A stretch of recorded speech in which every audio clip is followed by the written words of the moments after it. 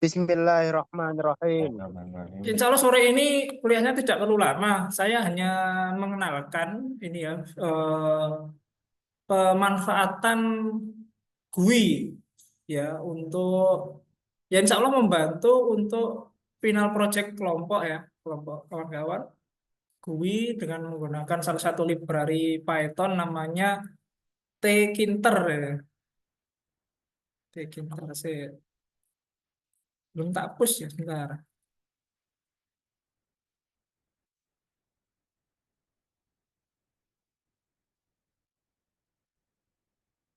Nanti teman-teman silakan ini ya sambil buka GitHub saya yang digital image processing ya. Sinyal kok image digital sinyal processing folder yang Z suplementari ini ya. Z suplementari dibuka. Silakan kalau sudah pernah ngeklon repo saya bisa langsung git pull saja ya, git pull nanti masuk change directory ke sini ya. Saya buat beberapa file di sini. Yang pertama ada file ini sih, cara membuat form ya. Form ini, form, cara membuat form. Form itu ini ya, window ini loh, window frame ini ya. Frame ini namanya form ini istilahnya. Ada tombol apa? Minimize ya, tombol restore, tombol close itu namanya form sebetulnya atau frame ya. Kalau di Java juga sebagai JFrame misalnya. Oke.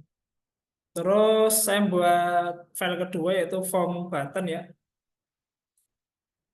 Form button itu form yang ada tombolnya.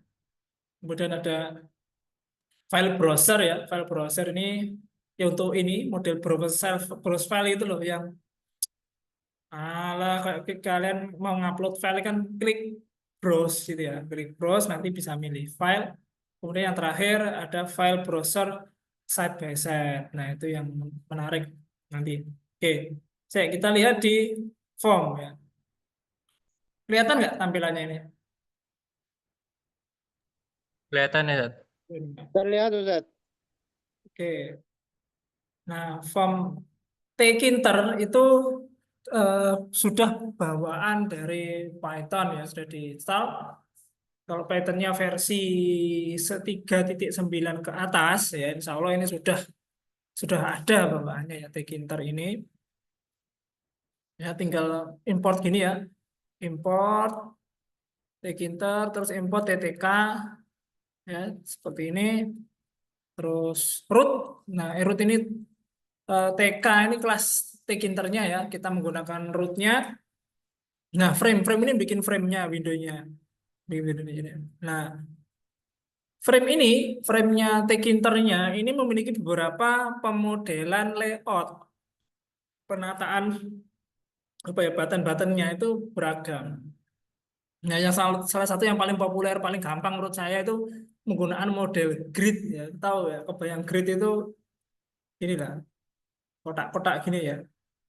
Ini namanya grid. Jadi penyusunan layouting button, terus ada label, ada apa itu menggunakan model konsep grid seperti ini ya, grid. Nanti sambil ya membayangkan ya, memvisualisasikan grid itu seperti ini. Kalau kita ngomongin grid ya, grid kolom dan sebagainya. Nah, kemudian, aduh, ini ada penggunaan label. Label itu hanya sebatas teks ya, teks-teks di dalam form. Ya, kita lihat dulu.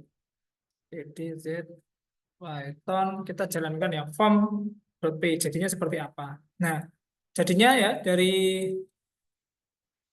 form tadi dari kode ini ya form.py jadinya seperti ini. Form kita punya form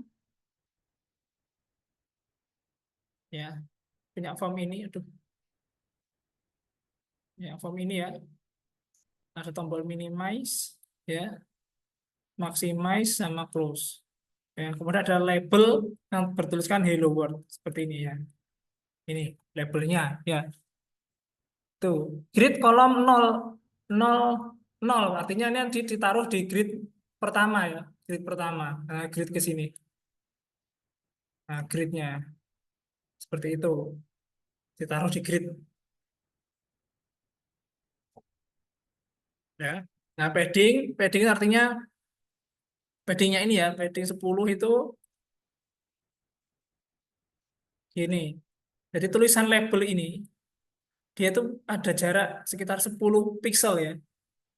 Jadi dia hanya terbatas di sini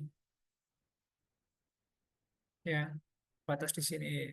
Ada padding. Padding itu ini spasi ya, spasi antara area yang ditulis ya, area suatu komponen dengan area lainnya. Itu ada batas, itu namanya padding. Padding ya, padding seperti itu, padding 10. Nah, makanya tulisannya seolah-olah agak masuk ya, ya agak menjorok ke sini ya, seperti ini ya. Oke, terus ada geometri. Nah, geometri, root geometri ini adalah mengatur ukuran frame-nya ya. Ukuran frame-nya itu berapa? 300 kali 200 ya. Berarti lebarnya 300, tingginya 200. Ini 300 ya. 300, ini 200. Ini cara cara bikin form. Ya, silakan kawan-kawan kalau mau nyoba ini ya, silakan saya tunggu. Nyoba Jati. Nyoba ya. Nanti share screen yuk. Bisa tidaknya ya. Saya tak enable dulu share screen-nya supaya kawan bisa share. Oke, silakan. Dicoba di run, silakan di pull pull code saya ya, di pull dulu. Coba. Ya, tak tunggu 5 menit. Nanti Jati silakan share screen Jati ya.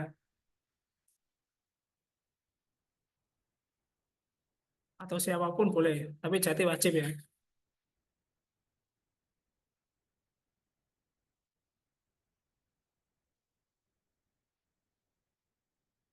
Oke. Sambil nunggu Jati, ada pertanyaan dari kawan-kawan terkait pembuatan form ini? Ada pertanyaan? Silakan.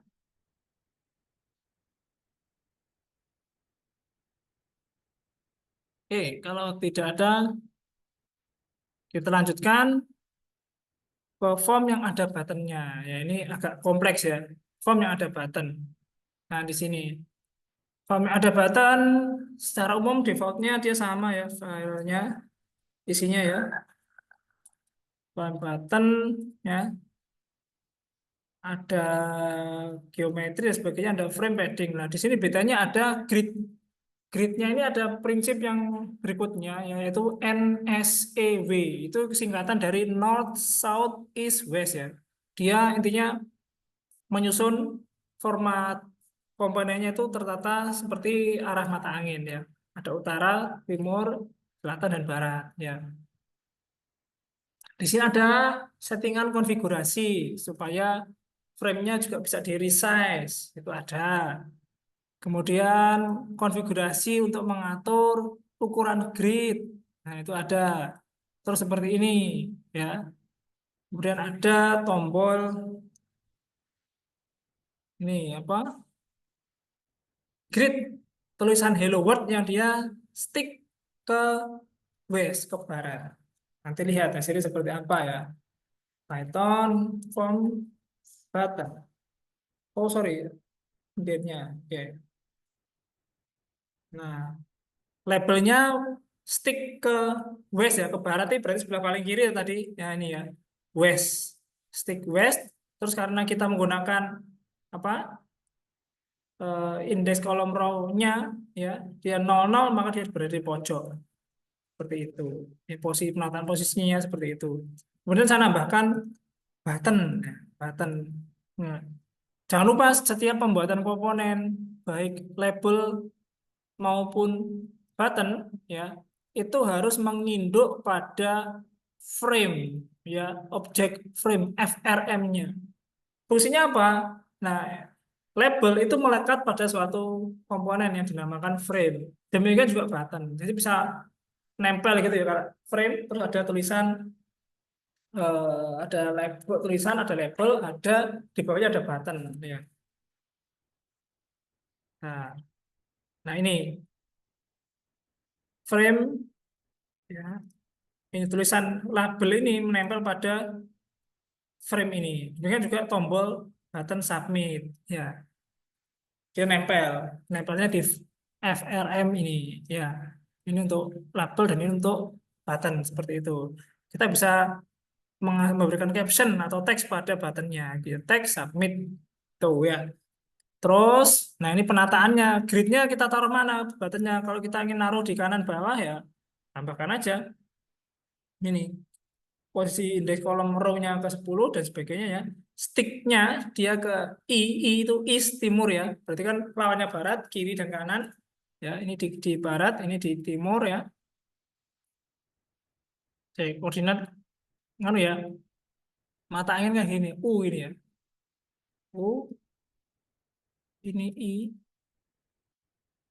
ini S, O, N ya. Jangan U, north ya. N ini west. West gitu ya.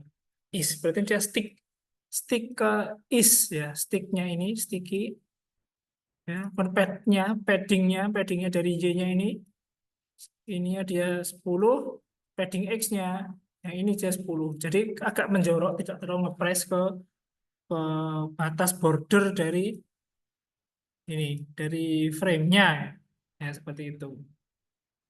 Oke, itu terkait frame ada button. Nah, ini button di sini bisa kita memberikan action ya, action bisa respon klik submit dia melakukan apa seperti itu ya.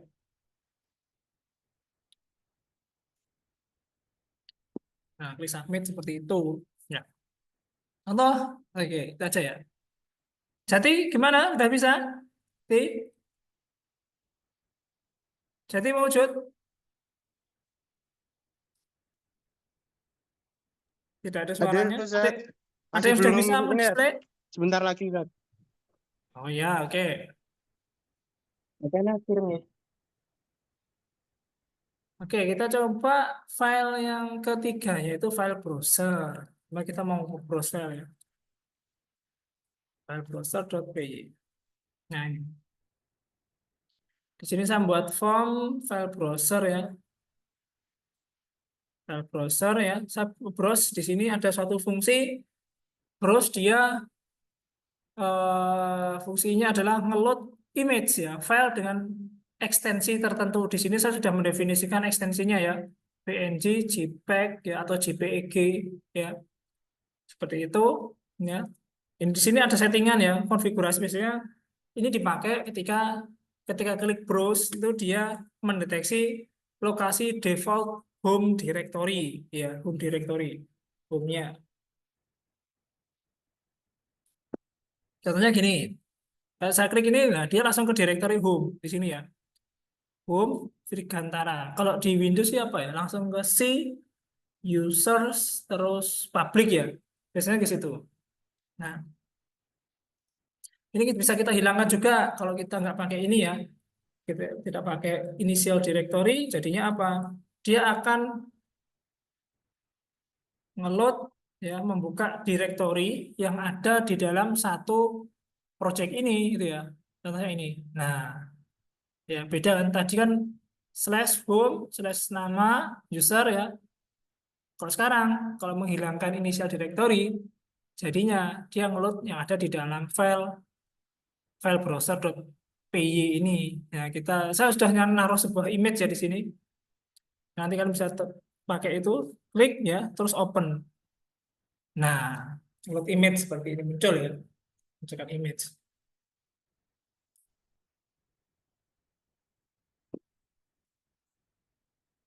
Oke, nah, itu tadi ya fiturnya gini aja sih, terus image. Nah, kalau tadi kan submit buttonnya kosong di sini ya, tidak ada parameter apa-apa, hanya menempelkan FRM ini dan ngasih teksnya. Kalau di file browser itu ada tambahan komen. Artinya kita menentukan action. Actionnya dari functioningnya ini. Ya. Actionnya ngapain? Nah, itu. Ya.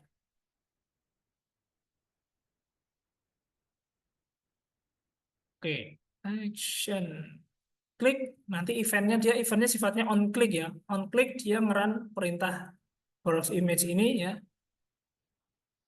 Oke. Terus dimunculkan ke dalam view view apa ya? Viewer ya untuk display image ya dari frame-nya.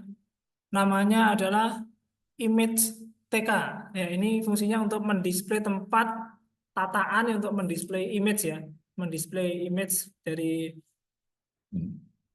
file yang kalian browse ya. Seperti itu ya, muncul nah kemudian didisplay lah ke dalam image ya. Nah, image-nya di sini saya menggunakan label ya, label tapi dalam labelnya ada property yang isinya image. Seperti itu. Ya. Jadi bisa muncul gambar yang ada di sini. Nah, itu fungsinya. Terus file terakhir itu Python file side by side py. Nah, di sini di sini saya membuat tampilan ya, membuat tampilan ini ya, dua sisi ya. Saya bertujuan untuk memunculkan gambar yang originalnya ya, dan ini gambar hasil olahan ya. Di sini saya mau bikin viewer ya, image editor ya, kayak ya seolah-olah ini Photoshop, Photoshop. Saya ingin mengkonversi citra itu ke dalam bentuk grayscale. Jadi RGB ke grayscale ya, seperti itu. Contohnya gini, kita lihat aja load image kameramen. Nah, jadi seperti ini. Ya, ini before dan afternya. Kita sudah bisa munculkan ya gambar originalnya dan gambar grayscale-nya. Ya. Nah, bedanya apa di sini? Nah, di sini saya membungkus sendiri kelas file browsernya ya. Kalau ini kan terpisah ya. Nah, ini saya bungkus sendiri. Action buttonnya juga ya. Load image saya membuat sendiri. Terus kanan ini saya mendukung tidak hanya JPEG, BMP juga ada. Dan bisa nyoba ya. Terus di display. Oke, nah proses konversinya mana dari RGB ke grayscale? Ya, ini kita menggunakan library apa? PIL ya, image PIL ya, PIL ini dikonversi grayscale gitu aja sudah dapat gray-nya ya. Seperti itu. Dari RGB diproses grayscale. Grayscale itu bagaimana caranya ngitung? Ada yang tahu? Ini grayscale itu ingat ya, image RGB kan ada tiga channel gini ya. R, G, B ya itu. Nah ini dikonversi ke satu channel. Ukurannya sama, ukuran image-nya. Ya. Nah di sini kita mengkonversi ya setiap pixel dari masing-masing channel yang ada di citra RGB ini dijumlahkan dan dibagi dengan 3. Dengan kata lain, kita cari nilai rata-ratanya. Misal, nilai intensitas di channel merah itu adalah 120. Ya. Di channel hijau ditambah channel hijau, misal di situ ada 70. Ya. Di channel biru ada 60. Seperti itu. Nah, ini dijumlahkan. Ya. Berapa hasilnya? 60, 5, 2. Ya, 250. Kemudian dibagi dengan 3. Bagi 3. 3 itu dari mana? 3 itu adalah jumlah channelnya ini. Ya. 1, 2, 3. Bagi 3. Ketemulah berapa? 250 bagi 3. 8. 8,9. 8,9 toh. 8, 45 bagi 3, 81. Iya, 81. 81. Ya, sekitar 81, sekian. Oke. Nah, posisi di sini kemudian dimasukkan nilainya di sini konversi. Nah, di pixel ini kita tentukan nilainya ini. Ya, karena dia satu channel maka jadinya abu-abu. Itu konversi paling sederhana dari RGB ke grayscale. Ya, RGB ke grayscale seperti itu. Konversi seperti itu. Oke, lah dari eh, modal ini ya, insya Allah teman-teman sudah bisa untuk membuat nanti untuk final project ya, dengan beragam operasi sinyal ya, baik untuk image maupun audio itu bisa audio ya. Kalau audio bagaimana kasusnya? Kalau audio, kalau image ya, image kan ini ngeload image gitu ya.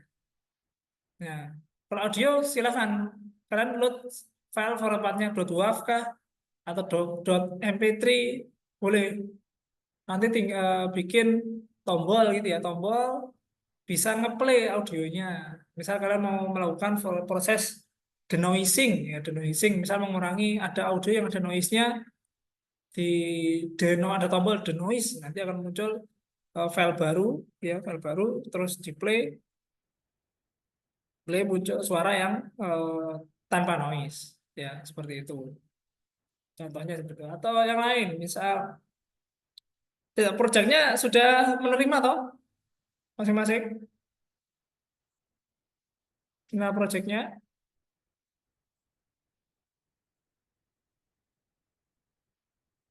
kan saya sudah membagi kok di ini. Saya lingku di ini ya, project.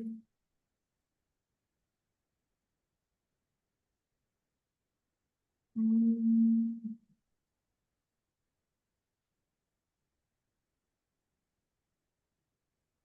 Nah, kan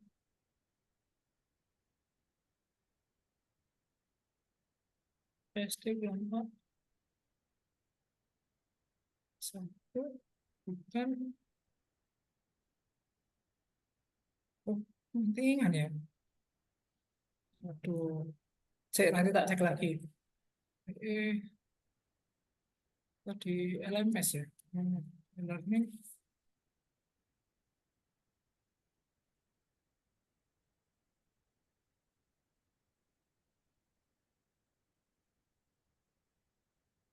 Yang si plus.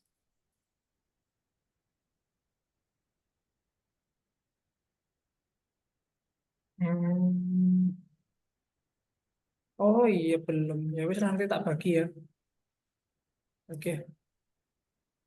Nanti saya bagi tugasnya ya, tugasnya presentasi mini project nanti sampai progresnya ke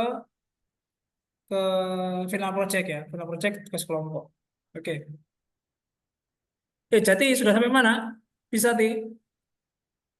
Cepat share screen ti, Jati.